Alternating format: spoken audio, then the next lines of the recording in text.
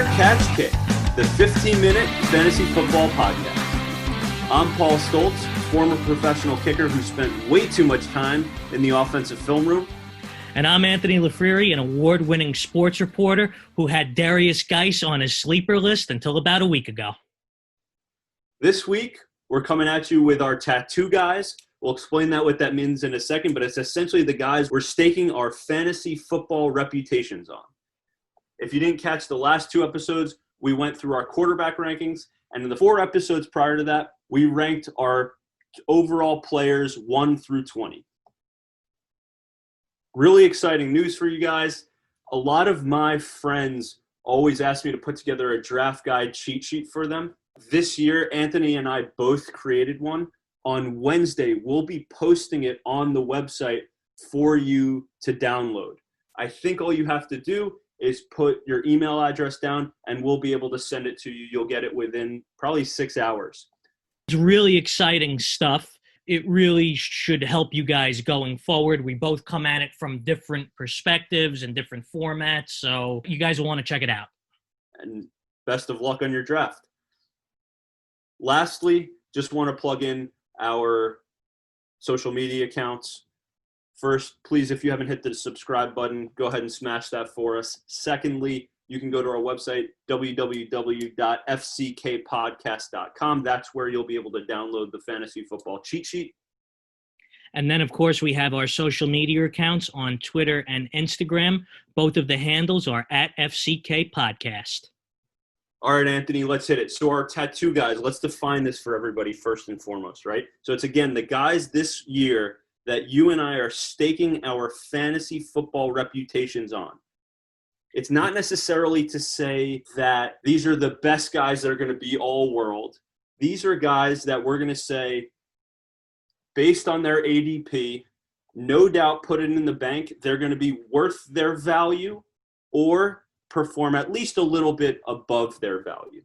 The second criterion we put together was that it must be a player that's going in the 3rd round or later. Nobody wants to hear us say that Christian McCaffrey is going to have a good season.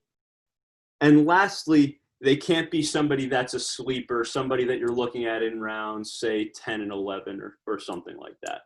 The way we're going to do this is we're going to rattle them off: 2 receivers, 2 running backs, 1 tight end, and 1 quarterback. We're going to start with the wide receivers. Anthony, who is your first guy at wide receiver that you are putting a tattoo on?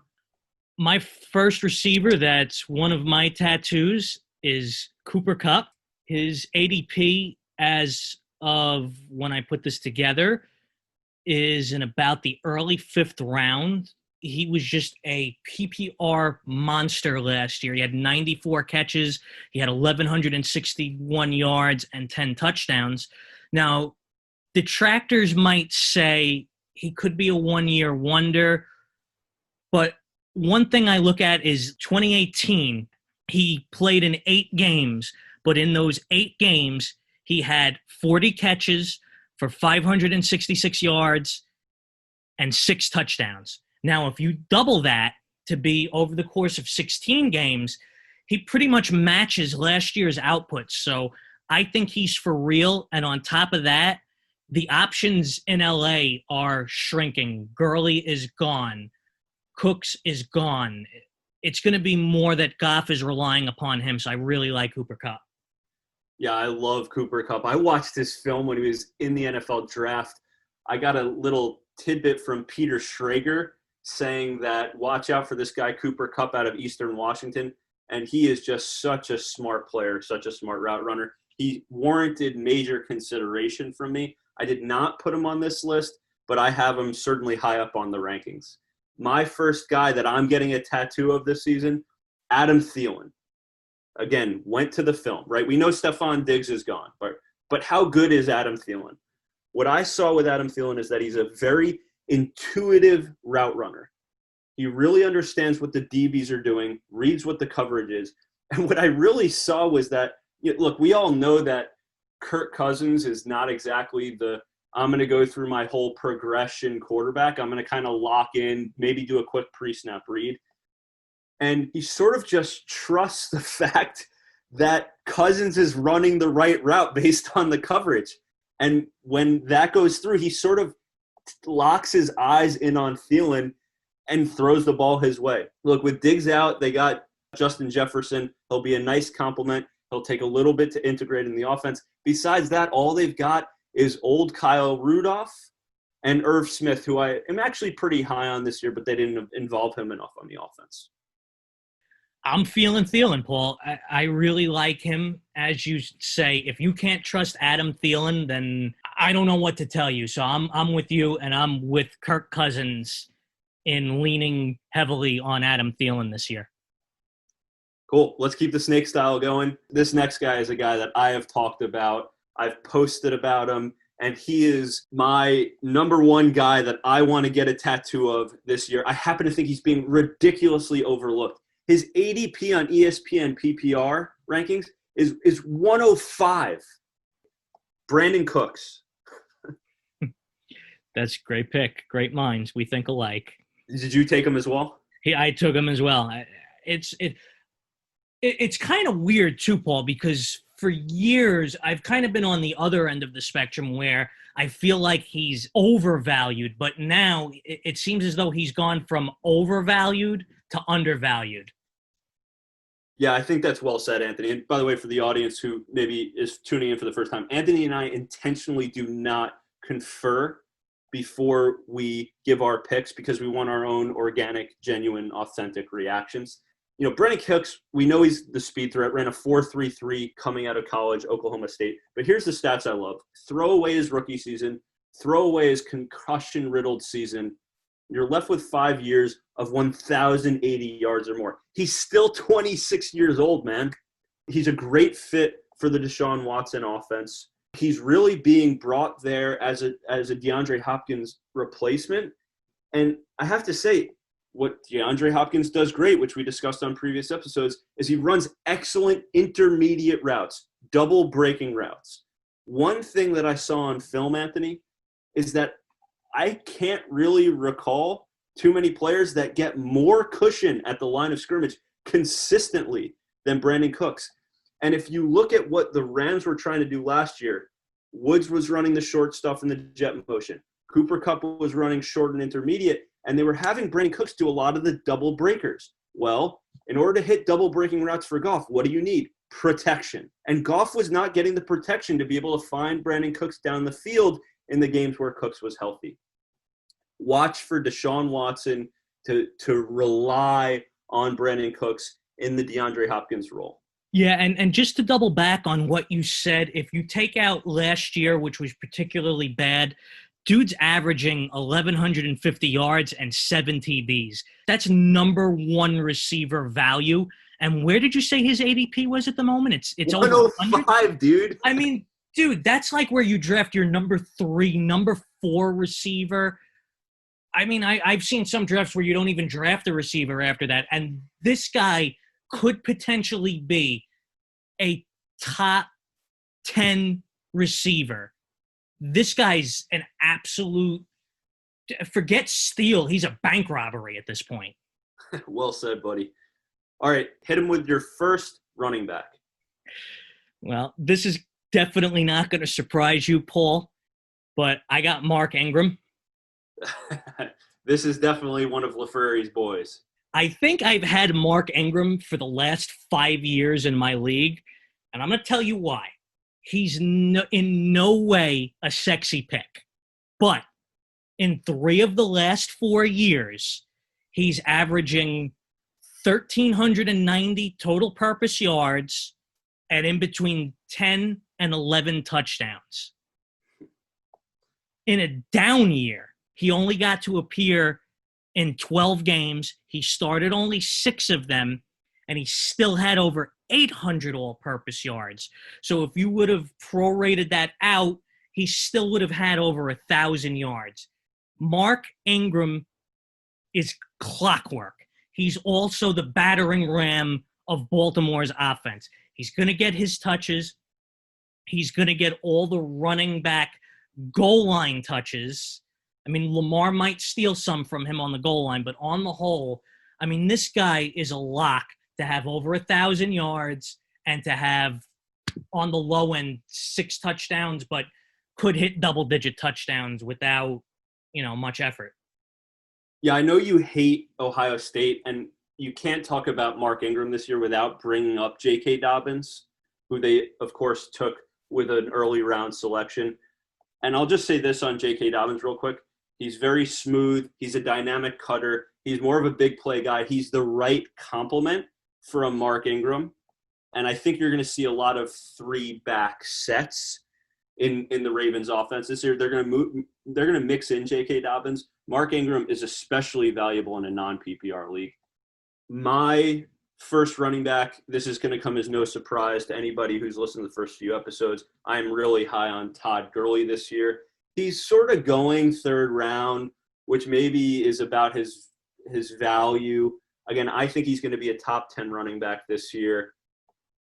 The one thing I'll say, which I said on the previous podcast, is that when I watched film of Todd Gurley, I saw 2018 midseason Todd Gurley last year, but what I didn't see was 2017, 2018, Andrew Whitworth and company. Also, Rob Havestein was out for most of the season. Look for Gurley to bounce back. Again, he turned 26 last week. Yeah, I like me some Todd Gurley too. I didn't pick him because I was almost certain you were going to pick him. But, I think he's going to be in a better situation in Atlanta. I think the Rams are a sinking ship. So he should definitely be a bounce back guy this year. Cool. My second running back, this is the least sexy running back I think there is in fantasy football, but it's Leonard Fournette. He's a guy I don't think I have ever drafted.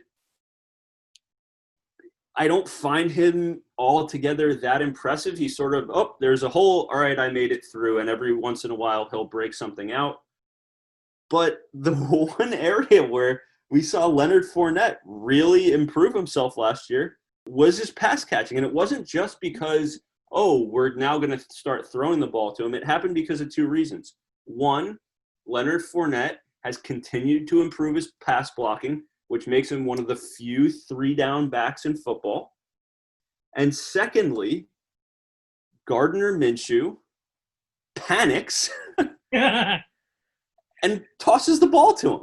So, look, he's going to keep getting the touches on, I believe there were 6 games last year. I don't have the stats in front of me. 6 games last year where he had at least 20 touches. And out of those 6 games, 4 of them he went over 100 yards. The last thing on Leonard Fournette, is that he only had 3 touchdowns last season. So he caught 76 balls, had some 100-odd carries, and he only scored 3 touchdowns. Again, touchdowns can be a product of situation, and he clearly just didn't have enough opportunities at the 1 or the 2-yard line to go punch it in. Look, I don't think he's going to score 12 this year, but he's going to do better than 3. That's a great point, Paul. In sports, I find that everything reverts to the mean eventually. When guys get very lucky for a year, way luckier than they should be getting, and they overperform, I always think they're due come back down for earth. And as far as 3 touchdowns for Leonard Fournette, I never would have guessed that. He's better than that. I've always liked Leonard Fournette. I may not like the Jaguars, but he's going to at least double that touchdown output this year. So that should help his cause quite a bit. Well, I'm going to stick with your theme of reclamation projects. I got Melvin Gordon.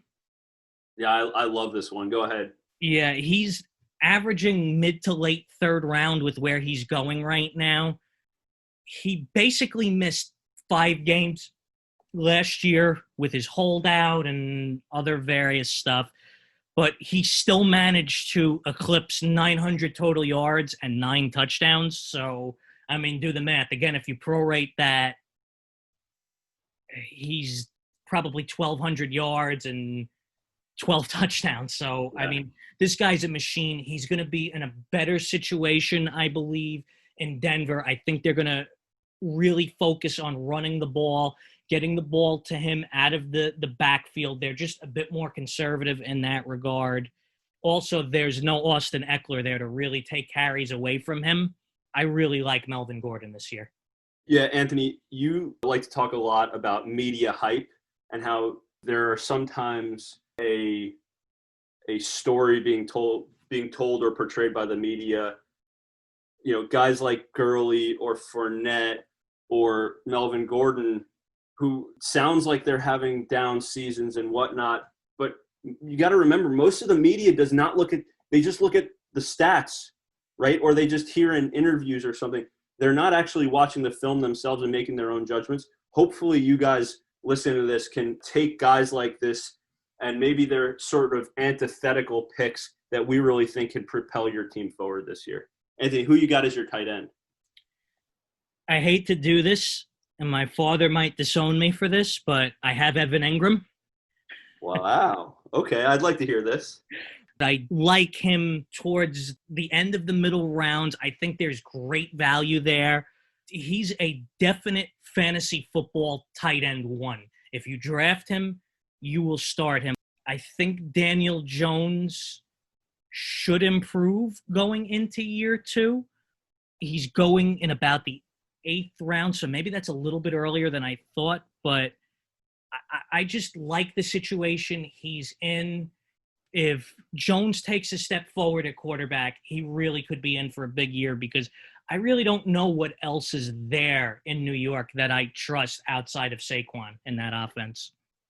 I can go on all day about the Giants. The Giants have 3 B-level receivers, Golden Tate, Darius Slayton, and Sterling Shepard. They all are decent, but look, Evan Engram is the number 1 option. He's an athletic freak.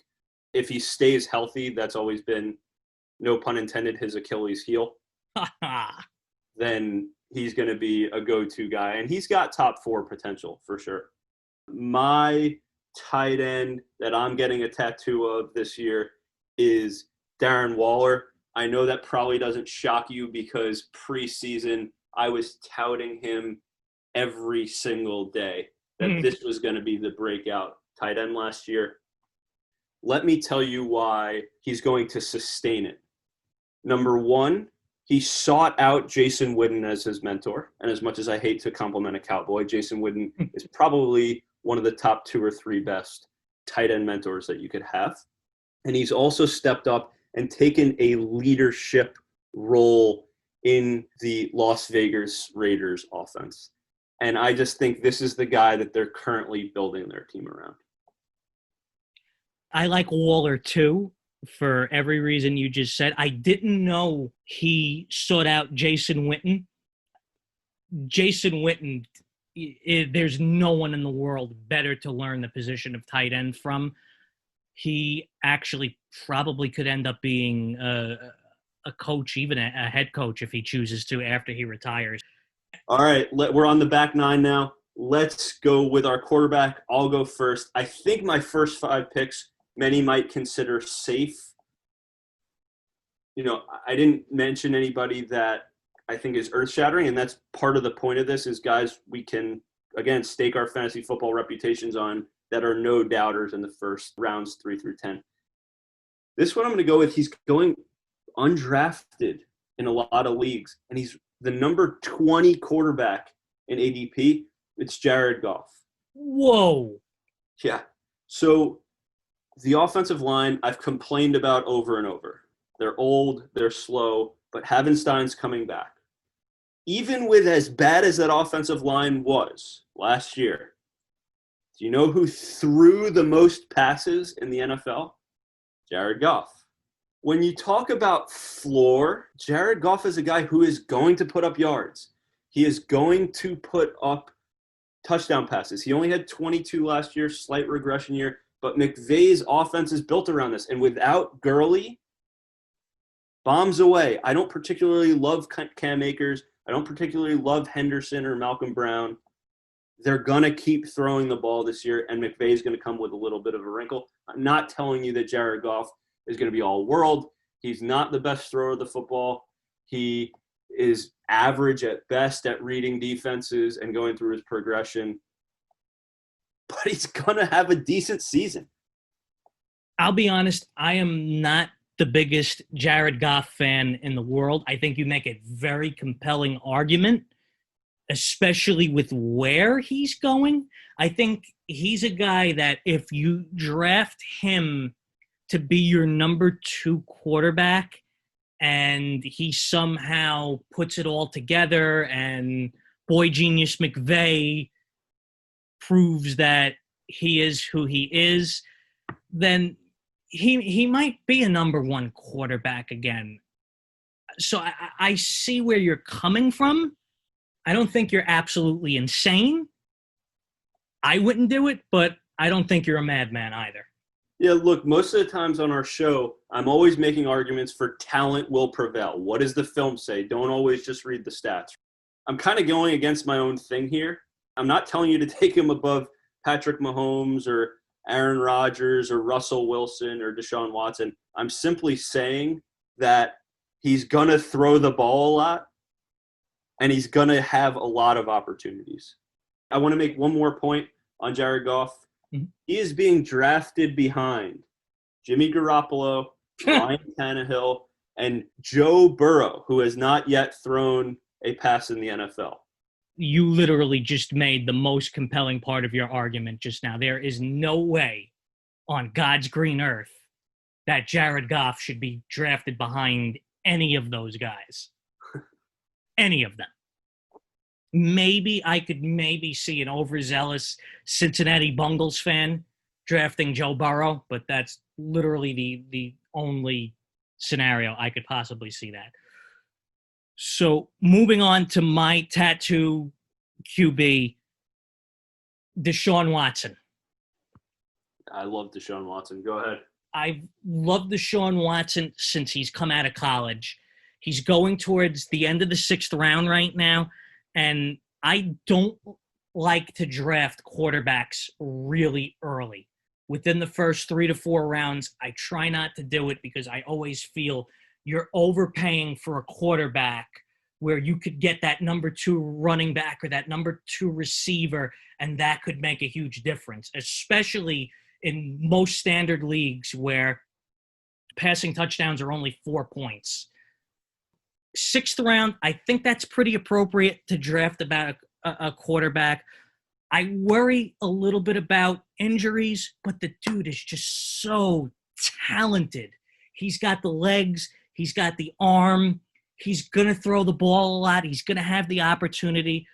And as I said in our previous episode where we were ranking our quarterbacks, it may seem like a concern to lose DeAndre Hopkins, but Bill O'Brien did an excellent job of replacing him in the aggregate with Cooks and David Johnson, and Kenny Stills is there, and Will Fuller is there. Watson is going to eat. So people take advantage of the naysayers this year. Thanks so much for tuning into this week's episode, everyone. Hope you enjoyed listening to our tattoo guys. Next episode, we're going to be going over our tight end rankings. Please don't forget to follow us on @FCK Podcast on Twitter, on Instagram, and don't forget on Wednesday, August 12th, we are officially launching our 2020 fantasy football draft guides, our cheat sheets that you guys can use for your fantasy football drafts. That's at www.fckpodcast.com. And go ahead and hit that subscribe button real quick because we'll be putting out a lot of content in the next 2 weeks. Thanks so much, everyone.